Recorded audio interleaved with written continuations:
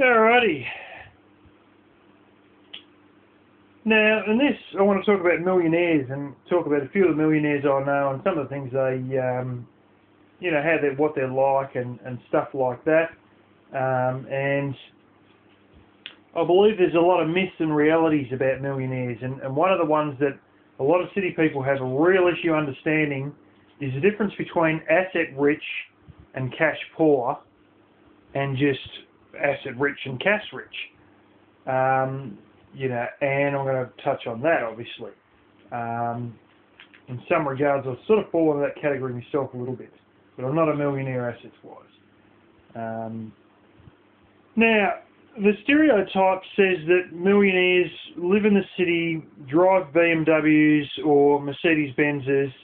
They're, lawyers or accountants or some other sort of pen-pushing professional, and that sort of, they dress really good in suits worth thousands of dollars. They, everything's just sort of polished clean. They always smell nice, look nice, blah, blah, blah. The reality is that that's one class of millionaire. There's not a great ton of that. And, I can go and find millionaires like that in the capital city. And, they do exist.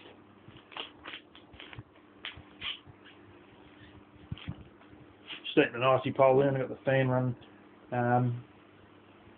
Anyways, there's a whole bunch of different ones I know who really don't fit into that class. And some of these people are asset rich and cash poor, and some of them are asset rich and reasonably well off with cash, and some of them are really well off with cash and assets. One thing is, I think there's a lot of, tons of millionaires, probably the majority, that don't actually fit the stereotype. Now over here in Australia we have a lot that are millionaires, multi-millionaires, even billionaires, who are miners, and they look like the everyday man off the street. And I've heard stories about, I had a segment on the radio about it once, people who have gone in to buy BMWs, Mercedes-Benzes, and been told by the salesperson, you don't belong here, sir, basically piss off out of here. And that sort of attitude in Australia, it might be common enough in England, with a bit of a class system in place, and even in the States, but that's not sort of commonly said here, and people get pretty, pissed off when they're told that they're not wealthy enough. I'll give you an example. One bloke went in with a cash check. Bank check it was. One of these ones that's, as good as cash. It's signed off by the bank manager of the branch. They check that you have the funds there already. And I think they may even put a hold on those funds and all that. And it's as good as cash. He went in with a $90,000 check, bank check in his pocket, cash check in his pocket, to hear that exact thing. And he was pretty pissed off, and then he went and bought a brand new Ford, brand spanking new one. It was actually one of the dedicated propane/LPG ones, and he said, it pleases punch, it runs well, it can handle, everything I wanted it to do and whatnot. And you know what, him and his brother are into coal mining. You know what they were worth? They had some sort of a tax thing they had to do or whatever, or something related with banks or whatever, and they had to have it assessed how much they were worth in coal in the existing mines that him and his brother owned between them. The value was around about $284 million him and his brother were worth in coal. It was still in the ground, mind you. And he got kicked out of a BMW dealership or something like that. Now, I'll tell you a little bit about some of the ones that I know. Now, the ones I know don't really fit the stereotype in most cases. In a lot of cases. I can tell you that most millionaires are far more willing to have a go at a business opportunity than the average person. And that's half the reason they're a millionaire. A lot of them are eccentric, or smart, or usually actually both, eccentric and smart. And you'd be shocked at how many of them don't dress that grandly. Most of them I know most of them I know actually dress worse than me. I mean, most of them I know actually have pants with holes in the arse and jumpers with holes up the sleeve. That's at least 3 cases I can think of on the top of my head. They dress worse than me. And one of these people was actually in the capital city, and still lives there today, right on the edge of the actual CBD in a old house. It's not too bad a house either, by the way. I think it's 2-story with a basement as well. Now,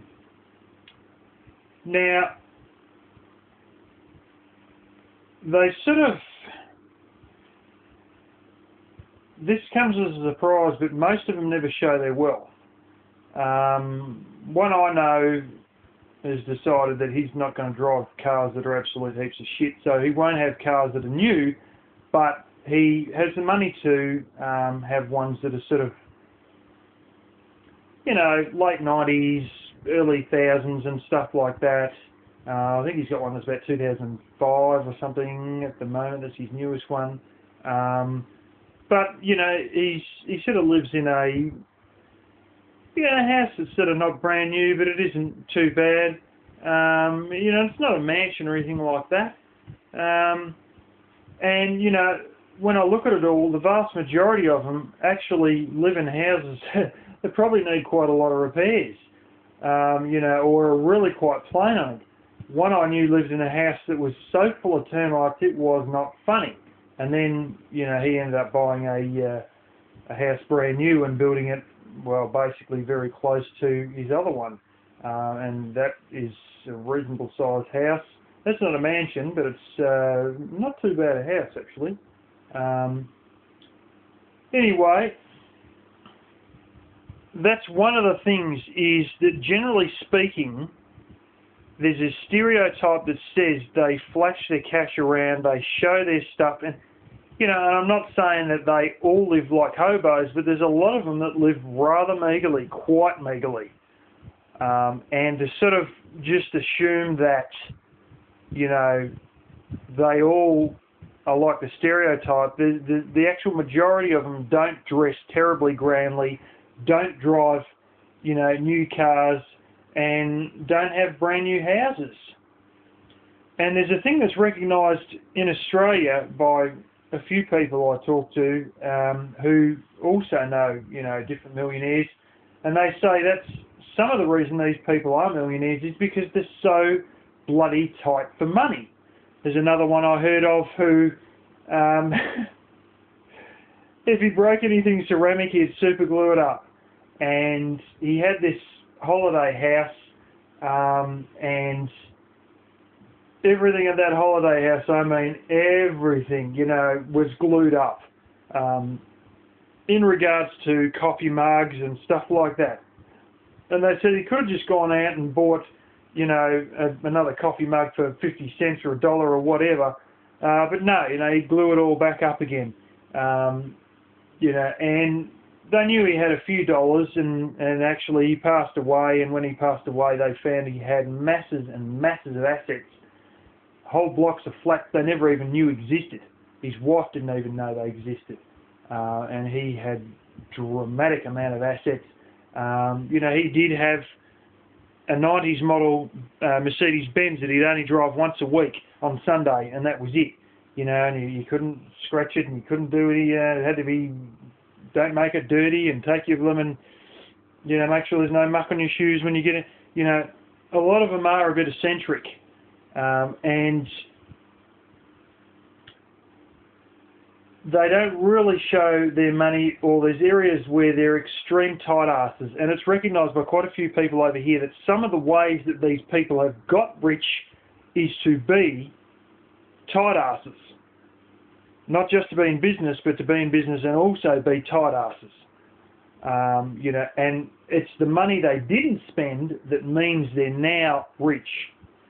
And, you know, that's one of the big things. It's, if you're a millionaire, you're going to have heaps of money to spend. Well, some of these people who, you know, have been not too far off being millionaires, or who are actually millionaires, they've become really, you know, multi-millionaires, or tipped the balance from being not a millionaire to being a millionaire just by being so tight and conservative with money. You know, and, you know, a lot of these people are in business, including another one I used to know who, you know, I remember I was in his business once, and he was in the boardroom, and I was with,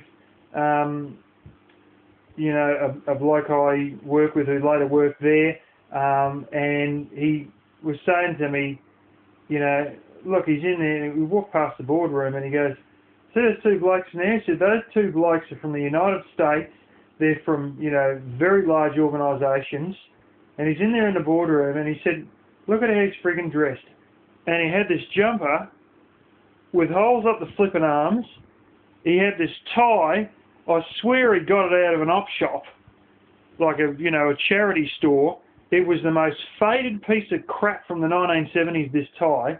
There they were talking about a deal that was, it was going to be costed astronomically. It was, you know, in the tens of millions of dollars. And here he is, dressed like... There's some homeless people that dress better, you know? And here he is talking to these two American businessmen. They're both in suits, mind you. And he's there with holes up the sleeve and this tatty old bloomin', you know, tie that he should have just chucked in the bin, you know? And, you know, and he was a millionaire. And this bloke who, you know, I was talking with, he said, I reckon he has these people come over who are already dressed up. They come into this place and they sort of, just the way they don't really have a display section out the front, and when you walk into the place, you walk into a large industrial door and you walk straight onto concrete as opposed to walking onto carpet or laminated flooring. And he said, I think he sort of short-circuited himself by just having the place look so rough that it almost looks like it's a backyard operation. And the fact of the matter is the man did have the money, you know, to make the place look nicer. And the fact of the matter is, we did end up making it look a little bit nicer. Eventually we got some carpet tiles and put in the front of the place. But yeah, it's sort of, the real millionaires, it's a bit of a surprise. But this is another kicker about millionaires too. Vast majority of millionaires, some of them have got quite a bit of cash, especially the ones that are reasonably extensive as landlords. Including that one that lived in the house that was full of termites. It was just absolutely rotten. He had quite a lot of blooming real estate and stuff like that. Might be hard to believe, you know, but he did. And, you know, this is the thing that's often recognised in these farming communities, is that some people have large farms. And technically that alone makes them a millionaire, because the value of the farm is in excess of $1 million. And that causes real trouble for the university students, you know, like the sons and daughters of these people, because all of a sudden they can't get all these things because, oh no, your father's too rich, therefore he should be able to support you. Because the stupid government forms, I mean, they've since changed it a bit now, but the stupid government forms used to sit there looking at your assets and then go, well, your father's a millionaire, therefore you're rich enough so that we don't have to help you out in university. But this is the thing. It was one property on one title that made him a millionaire. The bank was already angry with him because he had missed so many blooming payments. And then the government turns around and says, you're a millionaire, therefore you've got to support your own kid. And the bloke's been going backwards for the last 2 or 3 years financially. You know, the bloke's in severe debt, he's got problems with the bank, but then he's classed as a millionaire. And you just go, what is going on here? You know, but even ones that had paid off their farms, some of those are classed as millionaires and would cop the same thing. They had a bad year with crop, you know, and they're battling to blooming help out their kid who's going through university to do a degree in something other than farming, because they think farming is, you know, not making enough money, and they know it themselves because they're living it firsthand. but the government then turns around and say, oh, look, you know, you're worth too much for us to help your son or daughter out in university. And the fact of the matter is that there's a lot of people in these farming communities, and if my uncle hadn't have blundered everything he had, he would be one of these people. You know, they're a millionaire with assets, and they've barely got $2 to rub together in their pockets. And this, for some reason, does not compute with a whole heap of city people. They just sort of think that if you're a millionaire in assets, you've got to be a millionaire in cash. And I've had a number of people say to me about, you know, oh, well, what you should do when you build a house, you could build a house now. What you got to do is subdivide part of your property, and then you'll be able to pay off your debt instantaneously. I mean, if I got a damn credit card, I could cover my mortgage now. But they say you can cover the remainder of your mortgage and buy yourself a brand new house right now and not have to live in this old house if you subdivide your farm. And I'm saying I'm not doing it. And furthermore, they don't seem to understand I can't do it. Local government law says that my area is not allowed to be subdivided. It's as simple as that. We're out of the cut-off. We're not too far from the cut-off zone, but we're out of it. Furthermore, I'm buggered black and blue if I'm going to subdivide this place, so I can have some neighbour whinge and bitch every time I cut down a tree that's already been dead for 40 years for firewood, because then I'm an environmental Nazi and things of that nature, just because I'm cutting down a dead tree with no bird's nest in it anyway, just because I want to keep warm during the winter. You know, and I'm not going to put up with that sort of bullshit. And I don't want people, you know, too close to me property. I don't like it. And no farmer does when people start trying to steal your aquatic life out of your dams and that, out of your ponds, because people sort of treat farmers' ponds, or dams as we call them, as though they're a public waterway, and they trespass and then steal, you know, and I don't like it when it happens, and it has happened at least once since I've been here. You know, and all that stuff's going to, you know, if I subdivide the part that doesn't have that on it, the people from the subdivision are going to steal all my aquatic life anyway, every weekend regardless, you know. But this is the whole thing, is you can be asset rich and cash poor, and when you're in a farming community, you know people who are millionaires, quite a lot of them in many cases, you know. And there's cases like where I grew up as a kid. In those regions, almost every family are classed as millionaires, but it's just the size of the property. And whether they've got enough money to pay for this week's groceries or not, who knows, you know. And some of them have ran into bankruptcy. There's at least 2 families that ran right in the ground in bankruptcy, and they don't have jack shit. And I know of one of them who's actually spent many years now living in the caravan after they bought a second property and they couldn't afford to make that, you know, they just didn't, they couldn't make it productive enough to cover the mortgage, you know, and they faced bankruptcy. And everybody was probably, you know, in the city was probably saying to them, oh, they're millionaires and now they're even richer again, they bought a second farm. Well, not now. They've been living in a caravan since, more than 10 years now. Yeah, at least 7 or 8, yeah, it'd be close to 10 years. So there you go, you know.